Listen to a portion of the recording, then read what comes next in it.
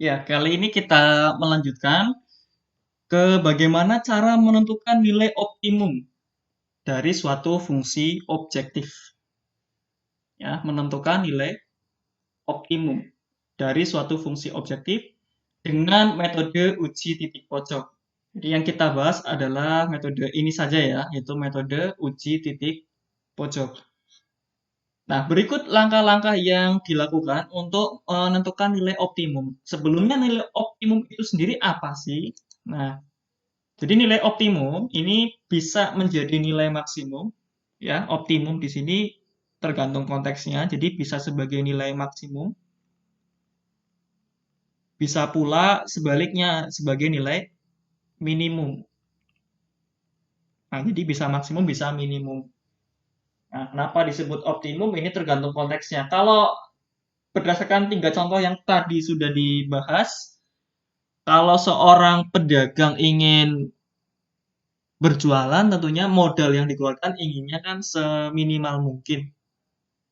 Tapi untungnya semaksimal mungkin. Nah, maksimal sebagai keuntungan di sini sebagai nilai optimum. Kemudian kalau pengeluaran misalnya tadi ada kasus atau permasalahan tentang membuat makanan, inginnya kan mengeluarkan biaya seminimal mungkin. Nah, di situ sebagai nilai optimumnya berarti minimal, minimum. Kemudian yang masalah pengangkutan tadi, yang di contoh nomor 3, yang di modul matematika, jelas inginnya mengangkut dengan biaya sewa yang seminimal mungkin. Tentunya nilai optimumnya adalah nilai minimum. Nah, di sini ada beberapa langkah yang perlu diperhatikan. Yang pertama tentunya membutuhkan model matematika dulu, ya, yang berisi atau memuat fungsi objektif berupa fungsi linear dua variabel beserta kendala-kendalanya yang berupa sistem pertidaksamaan linear dua variabel. Langkah yang berikutnya adalah menggambarkan DHP, daerah himpunan penyelesaian. Nah, ini sudah dipelajari di materi sebelumnya. Kemudian, ini yang berikutnya adalah menentukan koordinat titik-titik pojoknya. Nah, titik pojok itu apa? Nanti kita bahas. Yang ketiga, menghitung nilai fungsi objektif untuk setiap titik pojok yang diperoleh. Nah, kemudian yang terakhir, dari hasil perhitungan dibandingkan mana yang menjadi nilai maksimum, berarti nilai terbesar, dan mana yang menjadi nilai minimum. Tergantung konteks soalnya, yang diharapkan yang maksimum kah atau yang minimum. Oke, lanjut ke contohnya. Kita menggunakan permasalahan pertama ya, untuk masalah model matematika tadi. Untuk soalnya seperti ini, seorang pedagang sepatu mempunyai modal 8 juta rupiah. Ia merencanakan membeli dua jenis sepatu, sepatu pria dan sepatu wanita. Harga beli sepatu pria adalah Rp20.000 per pasang dan sepatu wanitanya Rp16.000 per pasang. Keuntungan dari penjualan sepatu pria dan sepatu wanita berturut-turut adalah Rp6.000 dan Rp5.000. Mengingat kapasitas kiosnya, ia membeli sebanyak-banyaknya 450 pasang sepatu. Buatlah model matematika dari permasalahan tersebut. Nah, kali ini akan kita lanjutkan dengan menentukan berapa keuntungan maksimum yang bisa diperoleh, ya. Jadi ditambah berapa keuntungan maksimum yang bisa diperoleh. Untuk pembahasannya. Nah, sebelumnya sudah kita selesaikan untuk model matematikanya seperti ini. Jadi X lebih dari sama dengan 0, Y lebih dari sama dengan 0, X plus Y kurang dari sama dengan 450, 5X plus 4Y kurang dari sama dengan 2000, di mana X dan Y merupakan bilangan bulat. Sedangkan fungsi objektifnya berarti yang dari keuntungan yang diharapkan maksimal yaitu 6000X ditambah dengan 5000Y. Nah, setelah mendapatkan model matematikanya, sekarang kita akan menggambarkan BHP dari kendala yang diperoleh. Nah, untuk masalah menggambar di HP seharusnya sudah lancar ya. Kalau lupa ya mohon dibuka kembali catatannya. Nah, ringkasnya begini ya, ringkasnya. Kita lihat untuk kendalanya, jadi X ini lebih dari sama dengan 0. Nah, harusnya ingat ya bahwa garis yang merepresentasikan X sama dengan 0 adalah sumbu Y. Nah, sumbu Y. Kemudian yang Y lebih besar sama dengan 0, kita asumsikannya kepersamaan dulu, Y sama dengan 0 adalah sumbu X. Nah, ini aja ya, kita tulis. Kalau X sama dengan 0, ini menyatakan sumbu Y. Kemudian kalau Y sama dengan 0 itu menyatakan sumbu X. Nah, jadi sudah 2 garis ya. Kemudian pertaksamaan yang berikutnya ini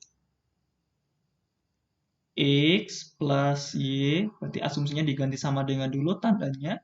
Sama dengan 450, kita bikin tabel sederhana seperti ini. Memuat X, memuat Y juga. Di sini berupa koordinatnya X, Y. Kalau Y-nya 0, nah, kalau Y-nya 0, jelas X-nya sama dengan 450. Jadi dapat titiknya 450,0. Sebaliknya kalau X-nya yang 0, jelas yang Y-nya adalah 450. Jadi titiknya 0,450. Nah, dari sini nanti tinggal digambarkan. Kemudian untuk garis yang terakhir, ya sini ya, yaitu 5X plus 4Y, ganti dulu ke sama dengan 2000. Sama, kita mau bikin tabel untuk menentukan titik potong sumbu X maupun titik potong sumbu Y. X, ini Y. Nah, di sini X, Y-nya. Kalau Y-nya 0, maka yang bagian memuat variabel Y nilainya 0, dihilangkan saja. Jadi 5X sama dengan 2000, berarti X-nya 2000 dibagi 5. 400, jadi titiknya 400,0. Nah, sebaliknya kalau X-nya 0, ini yang memuat variabel X-nya hilangkan, jadi 4Y sama dengan 2000, Y-nya berarti 2000 bagi 4. Nah, jelas 500, jadi 0,500. Nah, dari langkah ini tujuannya untuk memudahkan kita menggambar garisnya. Ya, memudahkan untuk menggambar garis, tinggal ditempatkan. Ini ada 450,0 titiknya di sini kira-kira. Kemudian 0,450 ditarik garis. Ini untuk garis yang X plus Y sama dengan 450. Kemudian yang ini 400,0 dan 0,500 tarik garis. Nah, setelah mendapatkan keempat garis dari yang mewakili keempat pertidaksamaan, sekarang kita akan menentukan mana DHP-nya dengan mengarsir daerah yang tidak memenuhi.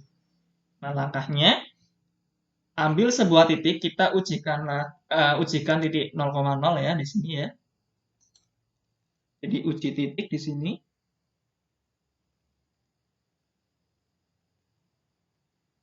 Nah, titik yang diambil, yang pertama kita ambil 0,0, ujikan ke pertaksamaan yang X plus Y kurang dari sama dengan 450, 0, X-nya, Y-nya 0, jelas nilainya 0. 0 kurang dari 450, jelas pernyataan yang benar. Artinya, daerah yang memuat 0,0 di sini merupakan penyelesaian. Jadi yang diarsir adalah daerah yang berlawanan. Nah, kemudian setelah itu ujikan pula titik 0,0 ke pertaksamaan yang terakhir, 5X plus 4Y kurang dari sama dengan 2000. Jelas kalau X dan Y diganti 0 nilainya pun 0, jadi 0 kurang dari sama dengan 2000 merupakan pernyataan yang benar. Nah, artinya apa? Daerah yang muat 0,0 merupakan penyelesaian, jadi arsirlah daerah yang berlawanan. Nah, ini untuk yang X lebih dari sama dengan 0, jadi yang memenuhi di sebelah kanan sumbu Y, yang arsir sebelah kiri. Y lebih dari sama dengan 0, arsir bagian bawah sumbu X. Nah, ini yang diarsir yang tidak muat 0,0 ya. Nah, dapatlah daerah yang seperti ini sebagai DHP-nya. Nah, setelah mendapatkan DHP, ya, kita akan menentukan koordinat titik pojoknya. Nah, titik pojok itu yang seperti apa? Jadi titik pojok adalah titik sudut yang ada di DHP yang bisa ditentukan ya tentunya. Ini jelas ada berapa titik sudut? Ada 1, 2, 3, 4. Artinya ada 4 titik pojok. Titik yang pertama titik O ya. Titik O jelas titik 0,0 karena dia perpotongan sumbu X dan sumbu Y. Kemudian yang kedua kita beri nama titik A misalnya ini. Nah, ini titik apa? Titik A adalah titik 400,0. Jadi nilai di sumbu X-nya 400 sedangkan sumbu Y-nya kan nilainya 0 ya. Jadi 400,0. Yang ketiga yang ini titik B.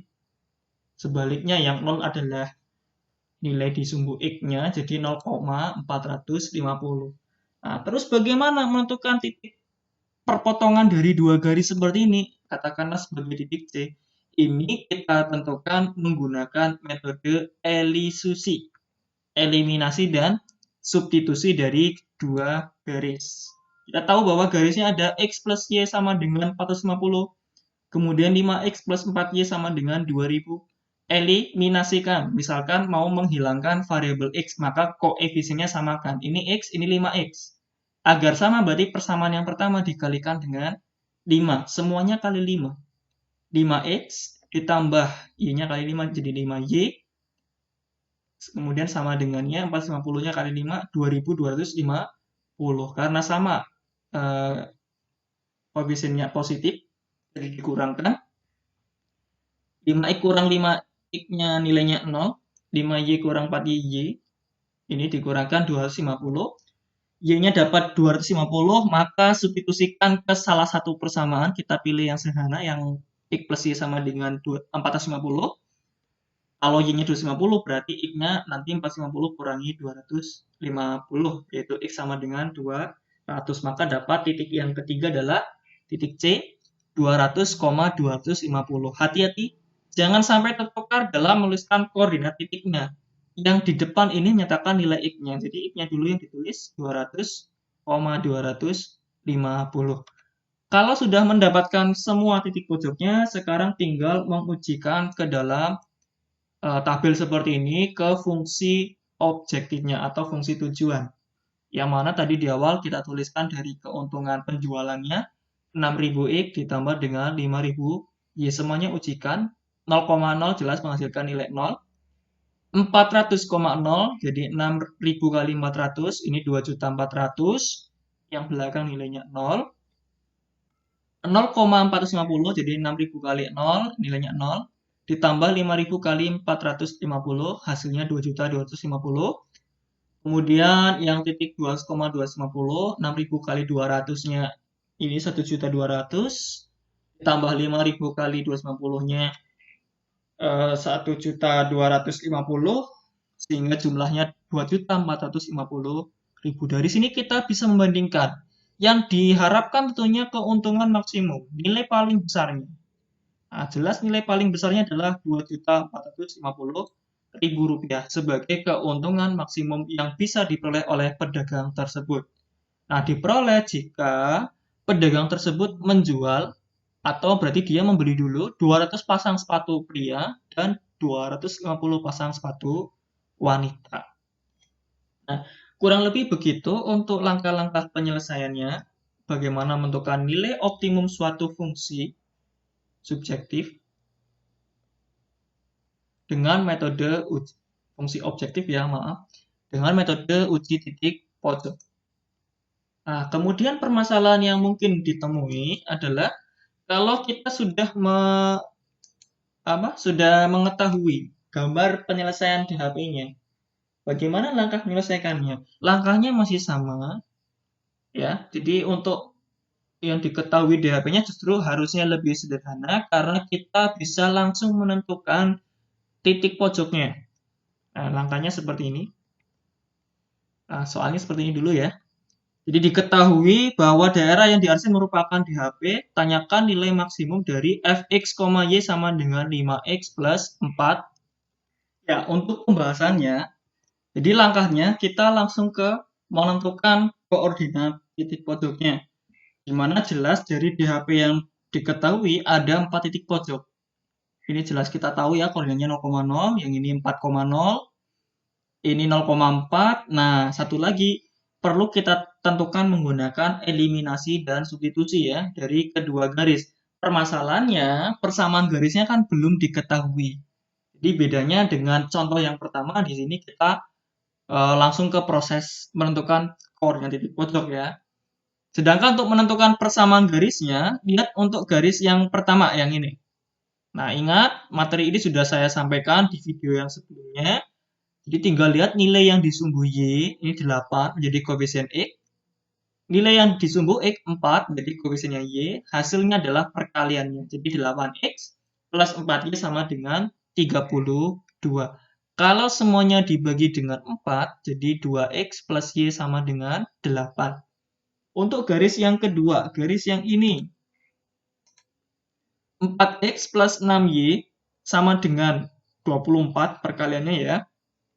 Dimana kalau semuanya dibagi 2, dibagi FPB-nya 4, 6, dan 24 yaitu 2, hasilnya adalah 2X plus 3Y sama dengan 12. Jadi koordinat titik pojok yang terakhir diperoleh dengan mengeliminasi kedua garis ini. Nah, prosesnya seperti ini.